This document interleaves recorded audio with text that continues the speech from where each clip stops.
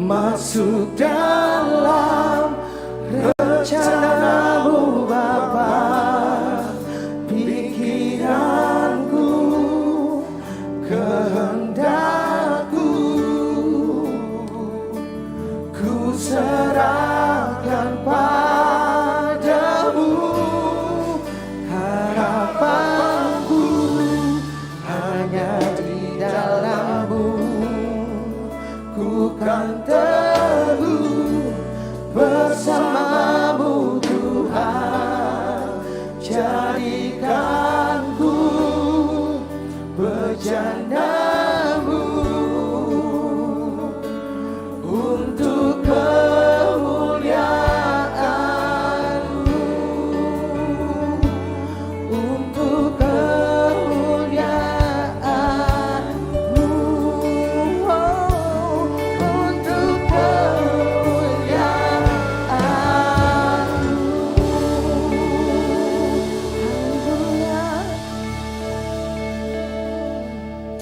Bawa kami kepada seluruh rencana-Mu.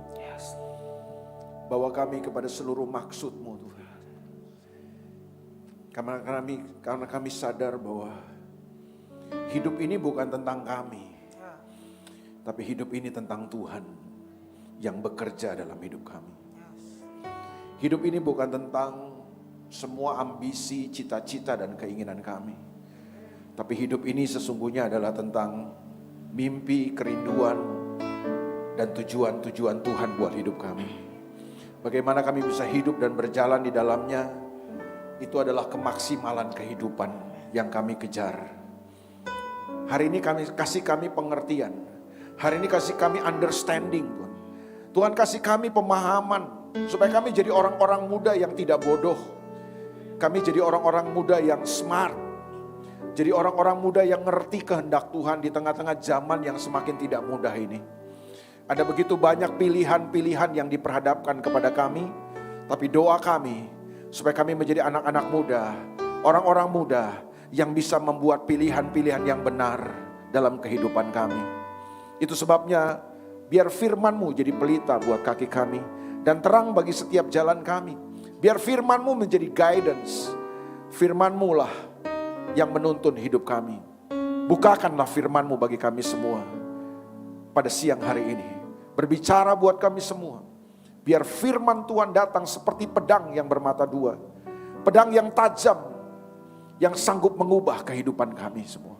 Firman yang hidup dan berkuasa. Firman yang sanggup mengerjakan rencana Tuhan dalam hidup kami semua. Sembuhkan yang sakit, kuatkan yang lemah, hiburkan yang susah. Yang hari ini butuh hikmat dan pengertian, mendapat pengertian dan hikmat dari firman-Mu. Bagimu segala pujian, kemuliaan dari sekarang sampai selama-lamanya. Dalam nama Yesus kami berdoa. Yang percaya sama-sama katakan amin. Haleluya. Selamat siang, shalom semua. Apa kabar teman-teman semua? Tetap semangat? Oke, puji Tuhan ya. Siang ini saya ingin membahas kepada saudara atau teman-teman semua sekalian, saudara-saudaraku di tempat ini. Dalam kebaktian yang ketiga ini saya ingin membahas tentang pilihan, tentang keputusan atau the power of choice.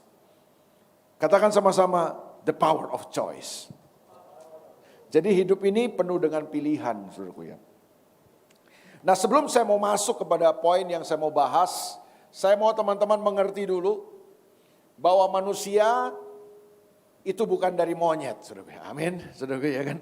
Manusia adalah ciptaan Tuhan yang istimewa, berbeda dari semua ciptaan Tuhan yang lain. Bahkan dari tadi pagi saya bahas itu di tempat ini. Manusia adalah ciptaan Tuhan. Katakan dulu sama-sama ciptaan Tuhan. Jadi ciptaan Tuhan apa? Ciptaan Tuhan yang paling mulia. Paling mulia. Jadi manusia diciptakan serupa dan segambar dengan Tuhan. Itu bahasa yang dipakai oleh Kejadian pasal 1 ayat yang ke-26. Bahwa manusia diciptakan serupa dan segambar dengan Tuhan. Katakan dulu sama-sama serupa dan segambar dengan Tuhan. Itu bahasa kitab Kejadian. Apa sih maksudnya Tuhan menciptakan manusia menurut gambar dan rupanya atau serupa dan segambar dengan Tuhan? Tidak ada ciptaan di muka bumi ini, atau tidak pernah ada ciptaan yang Tuhan pernah ciptakan, yang diciptakan serupa dan segambar dengan Tuhan, selain daripada manusia. Malaikat diciptakan Tuhan, tapi malaikat tidak pernah diciptakan serupa dan segambar dengan Tuhan. Berarti manusia itu jauh lebih tinggi dari malaikat sebenarnya. Coba lihat tampang sebelah, yakin gak sih? Jauh lebih tinggi dari malaikat, kelihatan ya. Kalau tampang nggak yakin sudah kayaknya ya. Tapi ini sebuah kebenaran yang saudara percaya apa tidak percaya, itu yang Alkitab ingin beritahu. Tidak ada ayatnya di Alkitab yang beritahu bahwa malaikat itu diciptakan serupa dan segambar dengan Tuhan. Nggak ada. Yang ada adalah manusia yang diciptakan serupa dan segambar dengan Tuhan. Nanti kapan-kapan saudara baca Mazmur pasal 8. Ya. Saudara baca Mazmur pasal 8 ayat yang keempat. Bukan ayat ini yang saya mau bahas, ini sebagai pendahuluan aja kepada saudara. Mazmur 8 ayat 4 bilang begini, apakah manusia ketika aku melihat langitmu, buatan tanganmu, bulan dan bintang-bintang yang kau tempatkan. Jadi alam semesta ini kan amazing banget kan. Bukan amazing lah ya, amazing.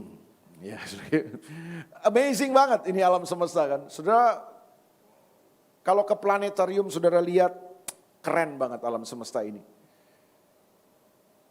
Yang diciptakan aja keren, apalagi yang menciptakan tentu.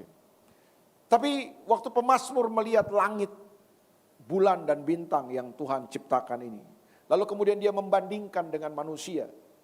Dia berkata, apakah manusia sehingga Tuhan mengingatnya? Apakah anak manusia sampai Tuhan mengindahkannya? Lalu kemudian dia menemukan sebuah jawaban di situ dalam Mazmur pasal 8 ayat 4 sampai 6. Pemazmur menemukan jawabannya. Kenapa manusia tidak bisa dibandingkan dengan alam semesta ini?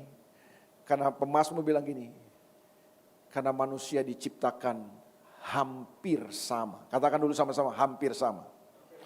Jadi manusia tidak diciptakan setara. Manusia tidak equal dengan Tuhan. Manusia diciptakan apa? Hampir sama, serupa.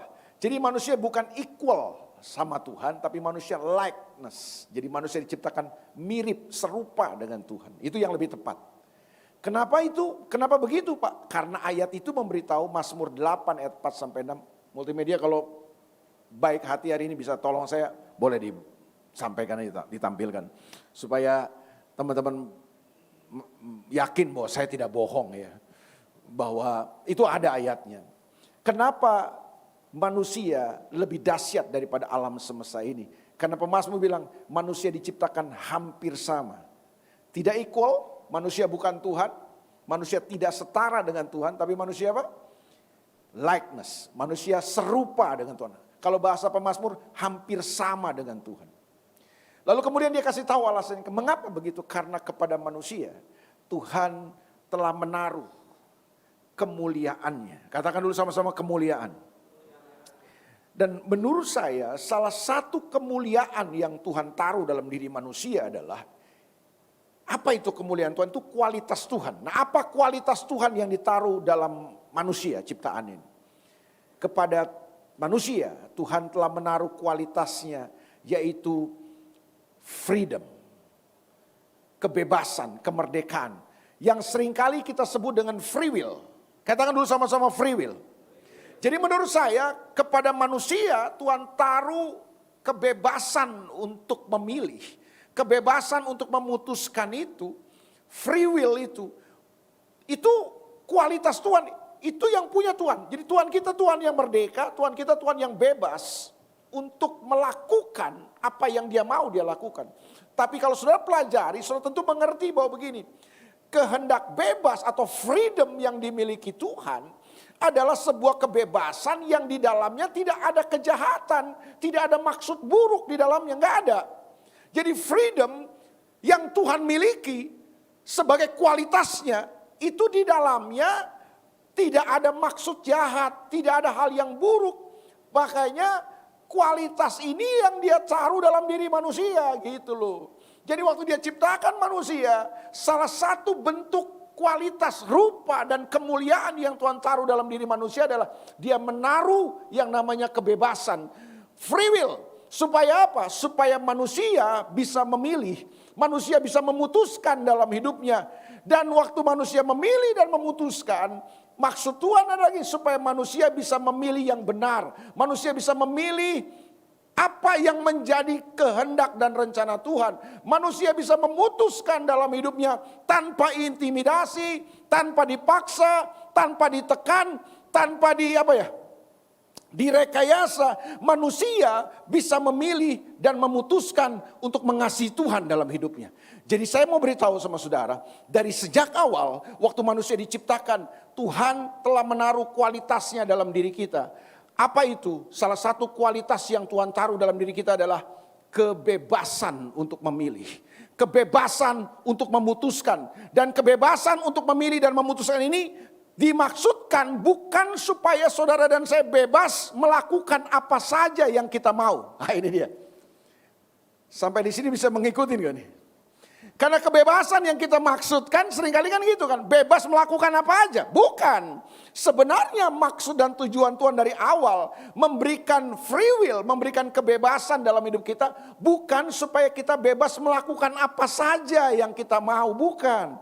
Tapi sebenarnya kebebasan itu diberikan supaya saudara dan saya bisa bebas. Katakan sama-sama bebas. Bebas itu apa sih? Gak ada yang maksa. Gak ada yang mengintimidasi, tidak diancam, tidak ditekan, tidak dipaksa-paksa, tidak direkayasa. Itu maksudnya bebas. Jadi manusia bebas tanpa hambatan, tanpa tekanan, tanpa intimidasi. Manusia bisa bebas memilih, memutuskan untuk mengasihi Tuhan dalam hidupnya. Jadi itu dari awal sebenarnya Tuhan kasih. Nah itu sebabnya waktu manusia jatuh dalam dosa, kebebasannya itu masih ada, Tuhan gak ambil. Tapi kebebasannya jadi salah, kebebasannya jadi rusak. Karena gambar dan rupa Tuhannya rusak. Kemuliaannya rusak. Makanya kebebasannya ada tapi kebebasan jadi rusak. Kebebasan yang kita pahami akhirnya adalah kebebasan yang bebas, sebebas-bebasnya. Mau-mau saya dong, mau-mau gua dong. Enggak dong, dari awal enggak begitu. Itu kenapa jadi begitu? Karena manusia jatuh dalam dosa. Dosa yang telah merusak kebebasan sebagai kualitas yang Tuhan taruh dalam diri kita. Sehingga yang terjadi hari ini adalah kita bebas memutuskan dan memilih apa aja yang kita mau. Sampai di sini bisa mengikuti saya? Agak susah jam-jam gini aja berpikir ya. Oke, masih bisa yang gitu saya. Jadi bahwa di dalam hidup kita ada sebuah kualitas yang Tuhan taruh dalam diri kita. Apa itu? Freedom, kebebasan, free will. Free will itu diberikan supaya apa? Bukan supaya kita bebas melakukan apa saja yang kita mau, bukan. Dikasih dalam hidup kita supaya kita bisa bebas memilih dan memutuskan untuk membangun hubungan dengan Tuhan, untuk mengasihi Tuhan, untuk mengerjakan kehendak Tuhan dalam kehidupan kita. Itu dari awal. Lalu kemudian manusia jatuh dalam dosa. Nah dosa yang telah merusak akhirnya kebebasan ini. Free will ini dalam diri manusia. Sehingga yang terjadi adalah free will ini jadi tidak berkualitas. Kita akhirnya menggunakan free will dengan cara dosa. Atau kita menggunakan free will dalam dosa. Itu yang membuat akhirnya kita kepingin bebas melakukan apa saja yang kita mau. Waktu Tuhan datang menyelamatkan kita. Ini tadi pagi saya sudah ajarkan ini di gereja ini. Tuhan menebus kita. Tuhan menyelamatkan kita untuk Dia mengembalikan sebenarnya kemuliaan itu. Supaya kemudian apa? Saudara dan saya bisa menghidupi kembali kualitas yang Tuhan pernah taruh dalam diri kita. Jadi ditebus dan diselamatkan itu pengertiannya bukan sekedar saudara bisa mati masuk surga, bukan. Dangkal kalau cuma itu. Diselamatkan dan ditebus itu artinya apa? Saudara dikeluarkan dari cara hidup yang gak berkualitas kepada cara hidup yang berkualitas. Jadi saudara dikembalikan lagi kepada cara hidup yang berkualitas itu loh. Supaya saudara dan saya menjadi orang-orang yang bisa menggunakan kembali pilihan kebebasan yang kita diberikan oleh Tuhan itu supaya kita bisa menggunakan free will itu dengan benar lagi, dengan berkualitas lagi gitu loh. Jadi harusnya menurut saya orang-orang yang sudah ditebus dan diselamatkan oleh Yesus adalah orang-orang yang kembali bisa menghidupi freedom yang benar, free will yang benar. Pertanyaan penting buat saudara nih. Sudahkah saudara menggunakan free will saudara dengan benar? Itulah tujuan Tuhan sebenarnya, menyelamatkan kita. So, kemudian kita bisa memutuskan dalam hidup ini untuk membangun hubungan dengan Tuhan. Dan dalam relasi kita dengan Tuhan itu kita mengerjakan kehendak Tuhan. Oke, saya mau beritahu ini kepada saudara. Bahwa dalam hidup ini ada hal-hal yang saudara tidak bisa pilih. Ada. Itu yang disebut dengan kedaulatan Tuhan. Katakan dulu sama-sama, kedaulatan Tuhan. Jadi Tuhan yang putuskan, Tuhan yang pilih buat saudara, bukan saudara yang pilih. Ada, dalam hidup kita tuh ada hal-hal yang tidak bisa saudara pilih. Itu merupakan kedaulatan Tuhan dalam hidup kita. Contoh yang menjadi kedaulatan Tuhan apa dalam hidup kita? Di mana saudara gak bisa pilih. Saudara gak bisa putuskan. Apa? Saudara jadi laki-laki atau jadi perempuan, itu bukan pilihan saudara. Itu kedaulatan Tuhan. Hari ini kalau saudara jadi perempuan, jadi wanita, banggalah jadi perempuan. Kenapa? Karena bukan saudara yang memilih, Tuhan yang sudah memilih buat saudara. Dan ada kabar baik buat saudara, Tuhan tidak pernah salah membuat pilihan. Kalau Tuhan memutuskan sesuatu, dia tidak pernah keliru dalam keputusannya. Amin. Jadi hari ini terimalah, kalau saudara jadi perempuan, terimalah. Banggalah, merasalah berharga jadi seorang perempuan. Amin. Mana perempuan? Kok yang amin laki-laki?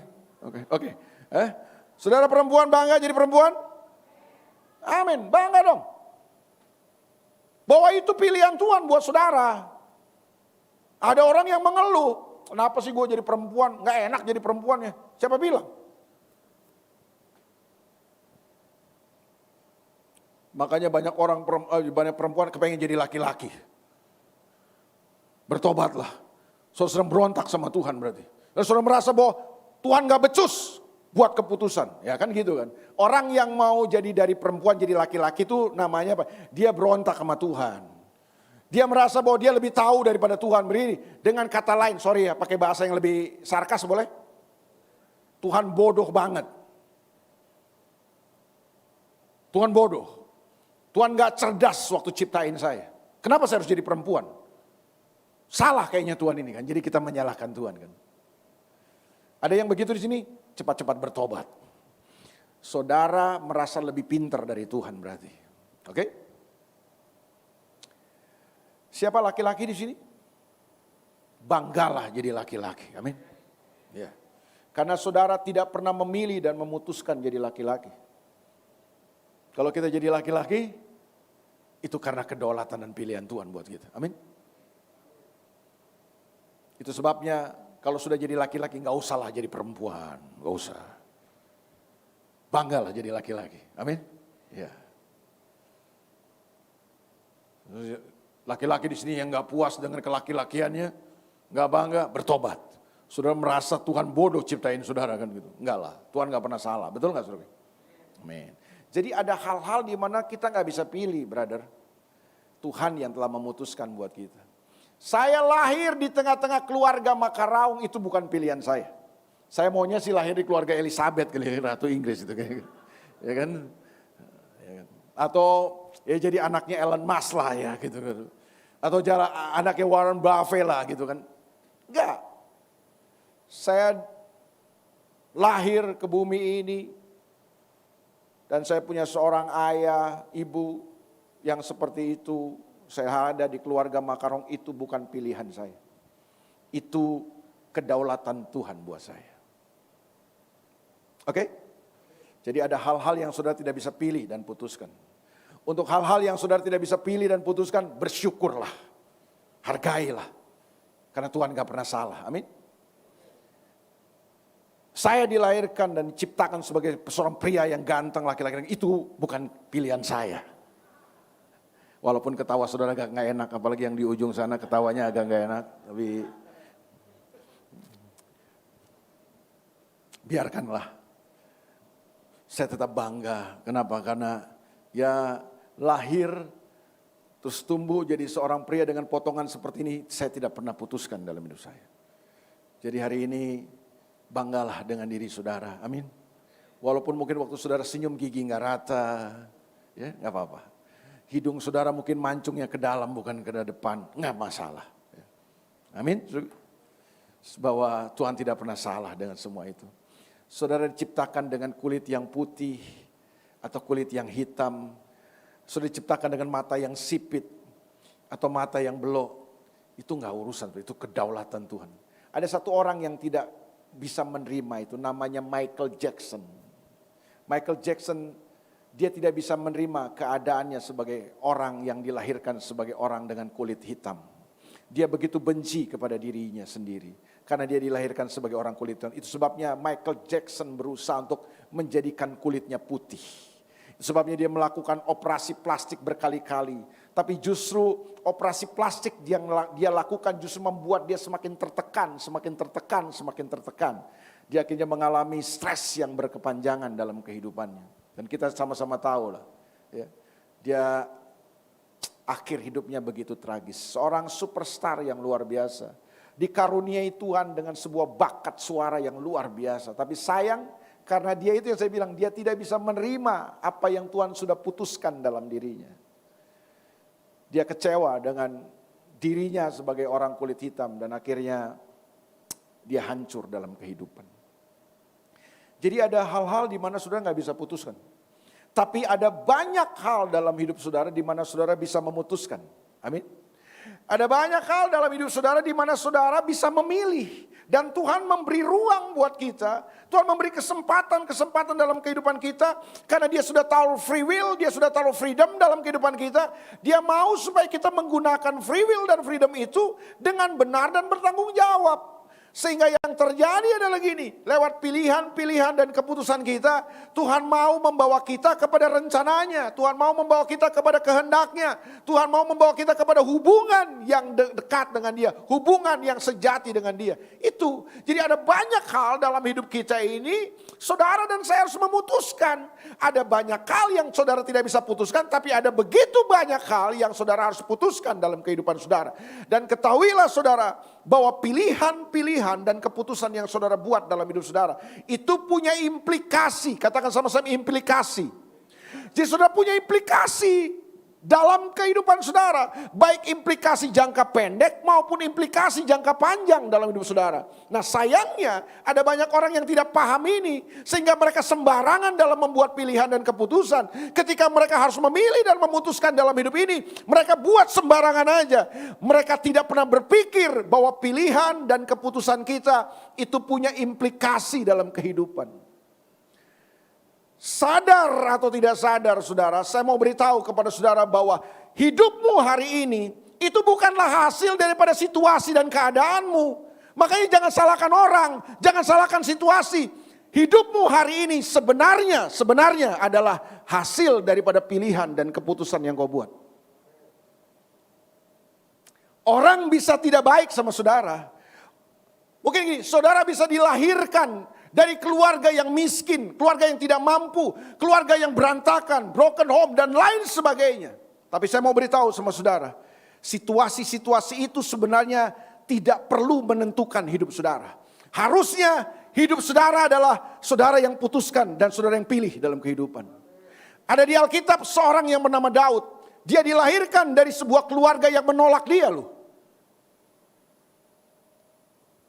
Wah, kalau saudara lahir jadi Daud, saudara akan jadi anak yang tertolak. Karena apa saudaraku? Daud adalah anak yang gak pernah dianggap di rumahnya. Kakak-kakaknya belajar latihan perang, latihan militer, sekolah militer. Daud apa? Ngangon kambing domba milik bapaknya. Gak adil kan?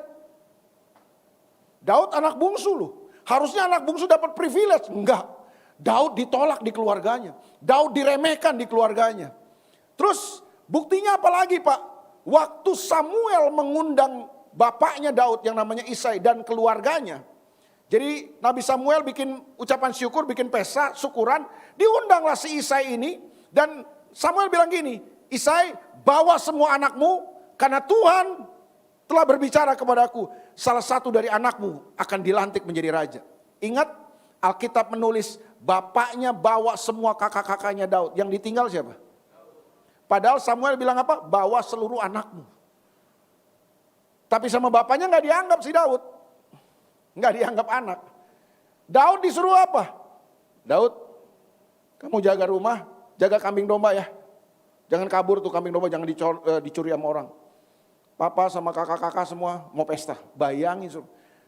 Pesta yang diundang semua tapi Daud nggak diajak. Dari situ kan kita tahu Daud ini diremehkan sebenarnya, nggak dianggap di keluarga. Tapi pertanyaan saya gini, apakah Daud tumbuh menjadi seorang anak muda yang berantakan? Hidupnya kacau? Enggak. Itu yang saya bilang, situasi dan keadaan sebenarnya tidak perlu menentukan hidupmu. Hidupmu ditentukan oleh apa? Pilihan dan keputusan. Saya ketemu dengan banyak anak muda yang hidupnya hancur, lari ke narkoba, lari ke free sex. Dia salahin siapa? Orang tuanya dia salahin. Orang tua saya nggak mengasihi saya.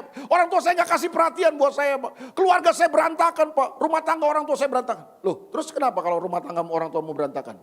Terus hidupmu hancur gitu. Kita salahkan situasi.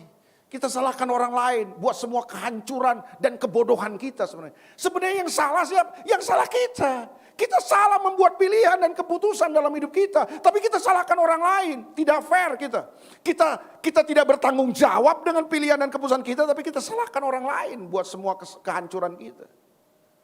Saya cuma mau kasih tahu sama saudara begini. Hey, ada hal-hal dalam hidup ini dan bahkan banyak hal dalam hidup saudara. Saudara perlu bertanggung jawab dengan pilihan dan keputusan saudara. Karena dia punya implikasi. Baik jangka pendek dalam hidup maupun jangka panjang. Jangan main-main dengan pilihan dan keputusanmu dalam kehidupan. Di Alkitab ada seorang yang bernama Lot, keponakannya Abraham. Waktu dikasih pilihan oleh Abraham untuk pilih tempat mana yang dia pilih sebagai tempat bisnis usahanya yang baru. Alkitab bilang begini dalam Kejadian pasal yang ke-13. Alkitab bilang gini. Ini Alkitab bilang, Kejadian 13 ayat 10. Waktu Lut harus membuat pilihan dalam kehidupannya.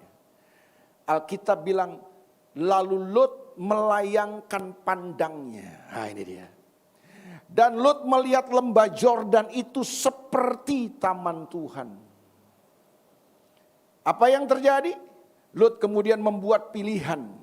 Dia memilih lembah Yordan sebagai tempat dia tinggal, tempat dia berbisnis. Padahal lembah Yordan ini apa? Sodom dan Gomora. Kelihatannya bagus, tapi ternyata di dalamnya bobrok. Dan Lut memilih seperti itu. Hanya berdasarkan apa yang dia lihat. Waktu Lut memilih buat kehidupannya, dia pilih lembah Yordan. Dia tinggal di sana, dia berbisnis di sana, dan kita sama-sama tahu akhirnya apa? Hancur kehidupan Lut. Lut padahal orang benar, tapi karena pilihan yang salah yang dibuat Lut, dia memilih hanya berdasarkan apa yang dia lihat bagus. Dan ternyata itu punya implikasi dalam kehidupan Lut. Bukan hanya Lut yang mengalami kehancuran, tapi keluarganya hancur. Kita sama-sama tahu cerita itu kan. Istrinya jadi tiang garam. Kedua anaknya kemudian melakukan sebuah dosa yang belum pernah terjadi sepanjang sejarah Alkitab terjadi. Itu dua anak Lut itu. Karena cara hidup Sodom dan Gomora telah merasuki mereka. Apa yang terjadi? Pernah baca nggak di berita atau pernah dengar nggak berita seorang ayah kandung memperkosa anak gadisnya? Pernah? Pernah dengar berita kayak gini nggak? Pernah ya? Banyak ya. Apalagi dulu zaman masih ada koran, surat kabar. Ada surat kabar di Jakarta namanya Pos Kota. Itu beritanya kayak begitu terus tiap hari banyak tuh. Seorang ayah kandung memperkosa anak gadisnya, itu banyak. Sekarang di berita-berita juga banyak. Tapi di Alkitab ada berita yang lebih heboh dari Pos Kota. 2 orang anak gadis memperkosa ayah kandungnya. Belum pernah ada kan? Nah, itu ada di Alkitab. Siapa yang melakukannya? 2 anak perempuan Lut memperkosa bapaknya. memperkosa Lut. Sehingga menghasilkan 2 bayi di luar pernikahan. Jadi ini 2 bayi incest sebenarnya. Dan dari 2 bayi ini muncul 2 bangsa yang kemudian saudara temukan di Alkitab menjadi musuh bebuyutannya orang Israel. Bangsa Moab dan bangsa Amon. Hancur. Saya nyampein ini, kisah-kisah ini di Alkitab, cuma ingin memberitahu kepada saudara bahwa gini, jangan sembarangan dengan kebebasan yang Tuhan telah taruh dalam diri kita. Jangan sembarangan dengan free will yang Tuhan telah taruh dalam hidup kita. Bahwa setiap pilihan dan keputusan-keputusan dalam hidup kita ini punya implikasi. Dan implikasi ini bukan hanya berdampak jangka pendek, kadang-kadang punya dampak panjang dalam kehidupan kita. Itu sebabnya saya mau supaya saudara hari ini bertumbuh dewasa dalam Tuhan. Dan supaya gini, saudara bisa jadi orang-orang muda yang bisa bertanggung jawab dengan pilihan-pilihan dan keputusan yang kau buat dalam kehidupan. Terbanyak kita hancur bukan karena Tuhan. Terbanyak kita hancur, kita kehilangan masa depan, kita kehilangan yang terbaik yang Tuhan siapkan dari kita. Hanya karena kita salah membuat pilihan. Kita sembarangan buat keputusan dalam hidup kita. Memilih pasangan hidup, memilih dengan siapa kita bergaul, memilih pekerjaan, memilih bisnis, memilih apa. Banyak hal yang kita harus putuskan dalam hidup kita. Bagaimana kita bersikap, membuat pilihan, bagaimana saya bereaksi dalam situasi ini. Itu kan pilihan-pilihan yang saudara perlu buat dalam kehidupan. Saya mau saudara jadi orang-orang muda yang bertanggung jawab hari ini. Amin, saudara. Bertanggung jawab dengan hidup saudara. Jangan sembarangan buat pilihan. Mungkin gini loh, tiap hari kita akan diperhadapkan dengan pilihan, dengan keputusan yang harus kita buat. Tapi saran saya hari ini adalah bertanggung jawablah dalam membuat pilihan dan keputusan. Karena apa? Pilihan dan keputusan yang kita buat punya implikasi dalam kehidupan kita. Saya berdoa supaya saudara bisa menggunakan dengan bertanggung jawab sebuah kemuliaan yang Tuhan sudah taruh dalam diri kita. Yaitu apa? Kebebasan, free will. Supaya saudara menggunakannya dengan benar, dengan bertanggung jawab. Sehingga yang saudara pilih, yang saudara putuskan dalam hidup saudara, itu benar-benar punya implikasi yang membawa saudara kepada rencana Tuhan. Berimplikasi kepada kehidupan saudara semakin maksimal dalam Tuhan. Dan saudara semakin menjadi berkat besar buat banyak orang. Amin, saudaraku? Iya. Ada pilihan-pilihan yang saudara buat, itu punya implikasi, punya dampak yang mungkin dangkal. Ada. Contoh, saudara salah memilih pakaian datang ke gereja. Bisa kan kita salah membuat pilihan, saya tadinya mau pakai baju ini, saya salah memilih baju. Dress code-nya salah. Paling saudara cuma diketawain sama teman-teman saudara, implikasinya cuma begitu kan. Oke lah. Tapi sadar nggak saudara? Ada pilihan-pilihan dan keputusan yang kalau saudara salah membuat pilihan dan keputusan itu punya dampak dan implikasi yang sangat besar dalam kehidupan kita. Contoh apa? Memilih pasangan hidup. Kita tuh kadang-kadang sembarangan aja. Padahal kita akan habiskan 2/3 dalam hidup kita di dalam pernikahan. Benar gak sih? Loh, kalau umur saudara misalnya 80, ya kan. Saudara menikah umur 25 ya kan misalnya, atau 27. Kan 2/3 hidup saudara sudah habiskan dalam pernikahan berarti.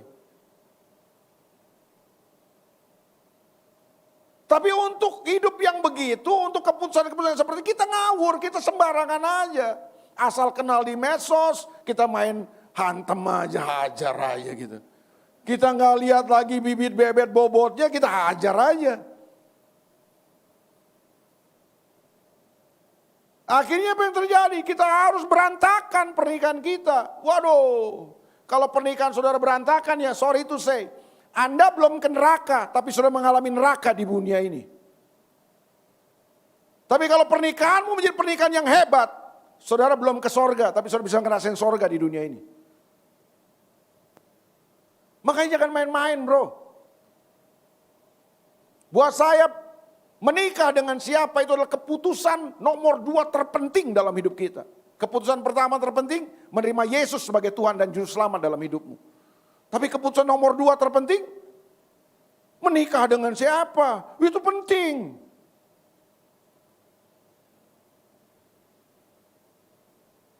Wah, saya udah kenal banyak orang muda yang hebat. Waktu zaman anak muda hebat lah. Wah, berapi-api sama Tuhan. Begitu kawin, begitu menikah. Melempem hidupnya, bro. Kalau menurut saya, Mas, waktu engkau muda, engkau berapi-api melayani Tuhan. Begitu engkau menikah, tambah melesat dong. Jadi pernikahan yang tidak membawa saudara melesat di dalam Tuhan, ada yang salah dengan pernikahan saudara.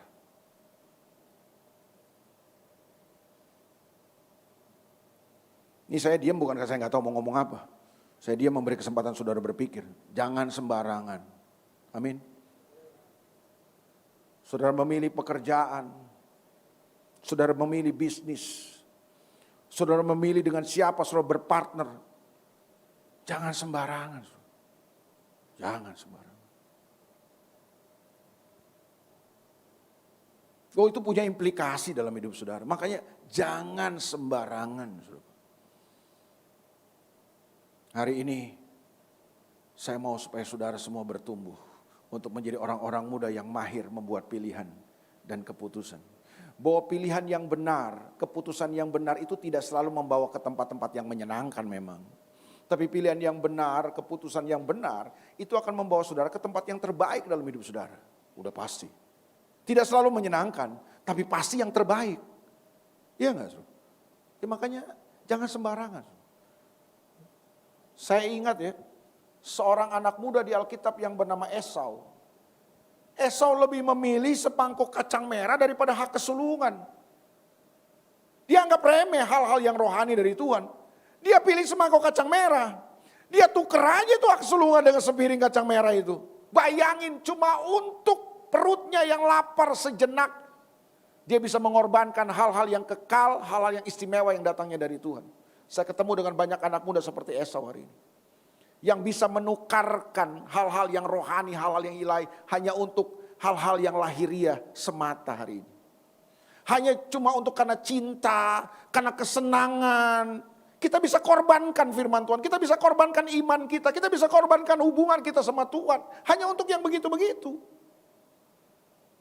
Itu yang saya bilang, karena kita tidak bertanggung jawab dengan pilihan dan keputusan kita. Sadarlah saudara, bahwa pilihan dan keputusan yang kau buat, itu akan menentukan kehidupanmu ke depan. Nah, saya ingin akhiri dengan ini. Bagaimana supaya kita bisa membuat pilihan yang benar dalam kehidupan kita. Salah satu faktor penentunya adalah ini. Mari kita baca sama-sama dalam Filipi pasal yang pertama. Filipi pasal yang pertama, ayat yang ke-9 dan sampai ayat yang ke-11. Filipi pasal yang pertama, ayat yang ke-9 sampai ayat yang ke-11. Coba pertimbangkan ini dalam hidup saudara. Bagaimana supaya saudara bisa memilih dan memutuskan yang benar dalam kehidupan saudara. Dan inilah doaku. Semoga kasihmu makin berlimpah dalam pengetahuan yang benar. Dan dalam segala macam pengertian. Katakan sama-sama, segala macam pengertian. Jadi dalam pengetahuan yang benar dan dalam segala macam pengertian. Jadi understanding ini penting. Pengertian ini penting. Makanya didoakan oleh Rasul Paulus supaya jemaat itu melimpah dengan pengetahuan yang benar dan dalam segala macam pengertian. Kenapa penting pengertian ini? Kenapa penting? Ayat yang ke-10. Sehingga kamu dapat memilih apa yang baik. Supaya kamu suci dan tak bercacat menjelang hari Kristus. Ayat 11. Penuh dengan buah kebenaran yang dikerjakan oleh Yesus Kristus untuk memuliakan dan memuji Allah. Haleluya. Apa faktor penting untuk saudara bisa membuat keputusan yang benar? Saudara mesti memiliki yang namanya understanding, pengertian. Dan mari saya beritahu kepada saudara, pengertian yang dimaksud di sini adalah bukan pengetahuan dan pengertian yang saudara dapat di bangku kuliah. Ini nggak bisa saudara dapat di bangku kuliah. Ini saudara cuma bisa dapat ketika saudara bergaul sama Tuhan, dekat sama Tuhan, saudara punya takut akan Allah, saudara punya understanding ini. Ini understanding yang gak bisa saudara dapatkan dari dunia ini. Saudara boleh sekolah S1, S2, S3. Tapi belum tentu saudara punya pengertian ini. Understanding ini, pengertian ini cuma saudara bisa dapatkan ketika saudara melekat sama Tuhan. Saudara bersekutu dengan Tuhan. Saudara punya roh yang takut akan Tuhan. Saudara hidup dalam takut akan Tuhan.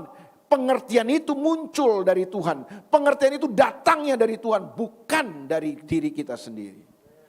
Nah makanya gini, waktu saudara punya pengertian ini, saudara akan ditolong untuk bisa membuat pilihan-pilihan dan keputusan yang benar.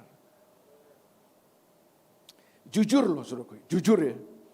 Tidak semua yang saudara ingini, tidak semua yang kita mau, itu membawa kita ke tempat yang terbaik dalam hidup kita. Betul gak? Terbanyak kemauan dan keinginan kita itu bisa menghancurkan kita loh ternyata. Karena kita nggak paham kan, kita nggak ngerti bahwa begini, tidak semua keinginan kita itu membawa kita kepada rencana Tuhan, nggak semua. Bahkan terbanyak keinginan kita justru membawa kita kepada kehancuran sebenarnya. Tapi berapa banyak orang muda hari ini membuat pilihan, membuat keputusannya berdasarkan perasaannya, keinginannya, kehendak dirinya sendiri. Kita nggak pernah belajar untuk cari tahu kehendak Tuhan. Itu yang saya bilang ini, cari tahu kehendak Tuhan itu yang namanya pengertian itu loh. Pengertian ini yang akan membuat saudara bisa ngerti kehendak Tuhan. Pengertian ini yang akan membuat saudara bisa membedakan, ini dari Tuhan atau bukan ya. Pengertian ini akan menolong saudara untuk bisa membedakan, ini kehendak Tuhan apa bukan, gitu loh. Kalau saudara miskin dengan pengertian ini, saudara miskin dengan kehendak Tuhan. Saudara nggak bisa membedakannya. Saudara mungkin bisa tahu, tapi untuk membedakan kehendak Tuhan, saudara nggak bisa cuma sekedar tahu. Saudara mesti punya understanding ini. Dan understanding ini datang bukan dari diri kita. Itu datang karena Tuhan mewahyukannya kepada kita. Dan menurut saya, pengertian inilah yang penting sekali untuk kita miliki hari ini. Kalau ada sesuatu yang saudara penting sekali miliki di akhir zaman ini, adalah saudara perlu memiliki pengertian ini, understanding. Karena understanding inilah yang akan menolong saudara untuk saudara punya kemampuan. Katakan sama-sama kemampuan. Saudara butuh kemampuan ini. Kemampuan apa Pak? Kemampuan untuk membedakan ini kehendak Tuhan atau bukan. Kemampuan untuk bisa mendeteksi dan membedakan, mengerti ini dari Tuhan atau bukan. Nah, kemampuan ini penting.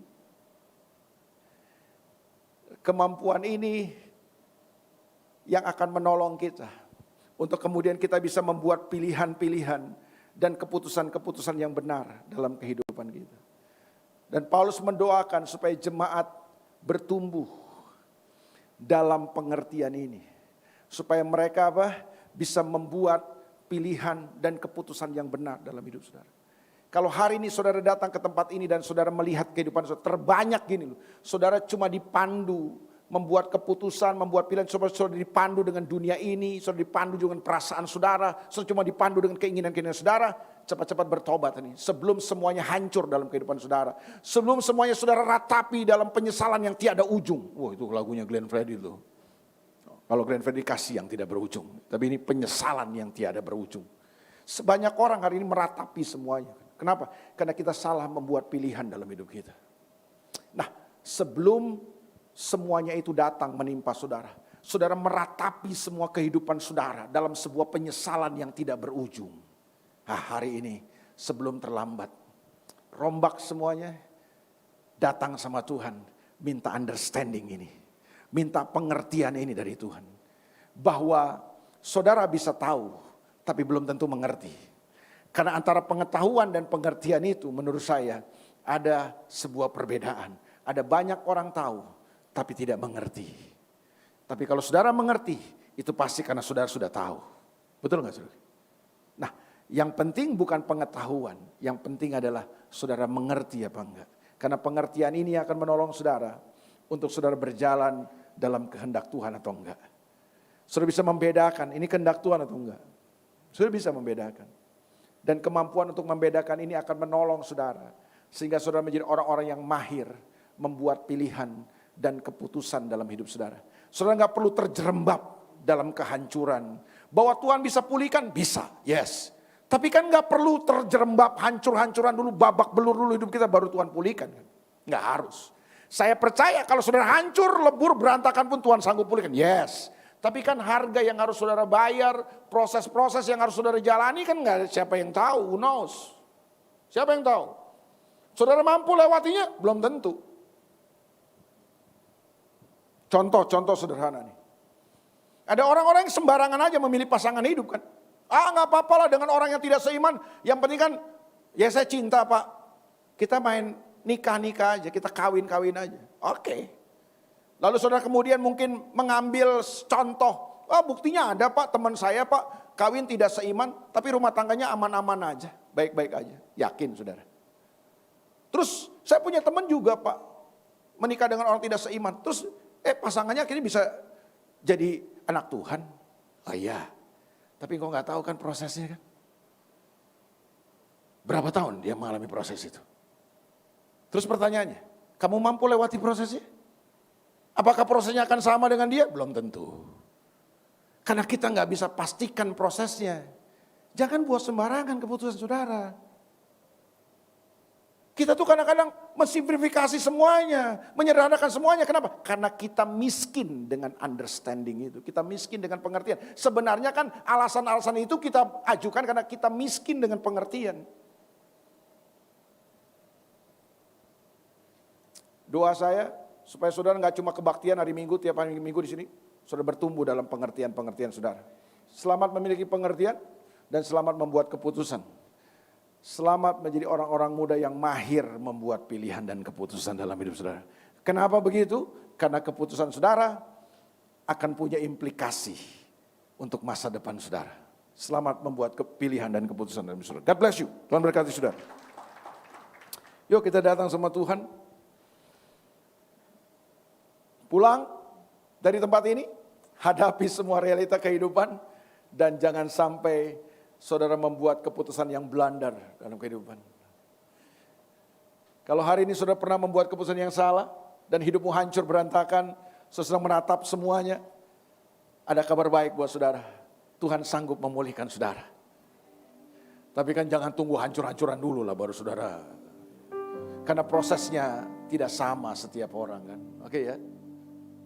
Yuk kita boleh bangkit berdiri, masih kuat bangkit berdiri, kalau nggak kuat duduk aja nggak apa-apa saudara, kayak duduk aja. Saya tahu lah, saudara udah capek mungkin sepanjang hari ini, tapi kalau kuat berdiri, kalau nggak kuat duduk aja nggak apa-apa.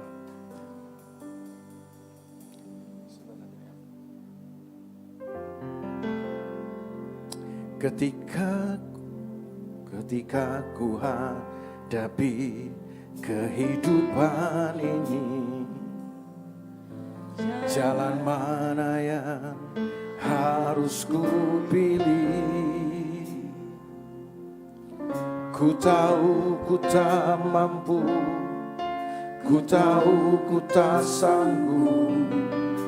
Hanya Kau Tuhan tempat jawabanku. Aku pun tahu ku tak pernah sendiri, sebab Engkau Allah yang menggendongku. Tanganmu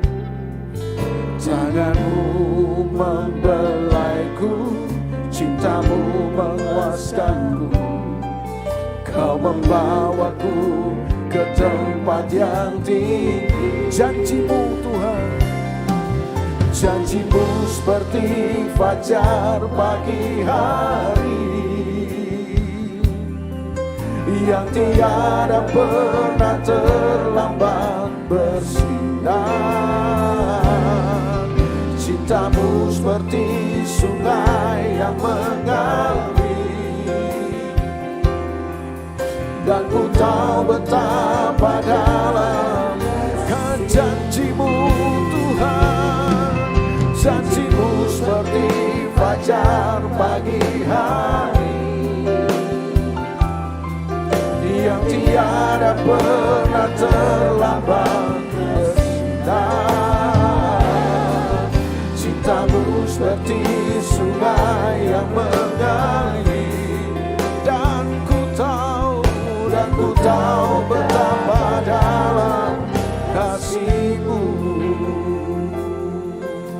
sekali lagi sama-sama katakan, ketika ku hadapi kehidupan ini, jalan mana yang harus ku pilih. Ku tahu ku tak mampu, ku tahu ku tak sanggup. Hanya Kau Tuhan tempat jawabanku. Aku pun tahu ku tak pernah sendiri, sebab Engkau Allah yang menggendong. Oh, tangan-Mu Tuhan, tangan-Mu membelaiku, cinta-Mu memuaskanku. Kau mengangkatku ke tempat yang tinggi. Janji-Mu seperti fajar pagi hari, yang tiada pernah tiada pernah terlambat bersinar. Oh, cinta-Mu seperti sungai yang mengalir, dan ku tahu betapa dalam, oh, janji-Mu Tuhan. Janji-Mu seperti fajar pagi hari, Yang tiada terlambat, tiada pernah terlambat bersinar. oh, cinta-Mu Seperti sungai yang mengalir, dan ku tahu betapa dalam, kasih, dan ku tahu betapa dalam. dan ku tahu betapa dalam kasih-Mu. Dan ku tahu Tuhan, Aku tahu betapa dalam kasih-Mu.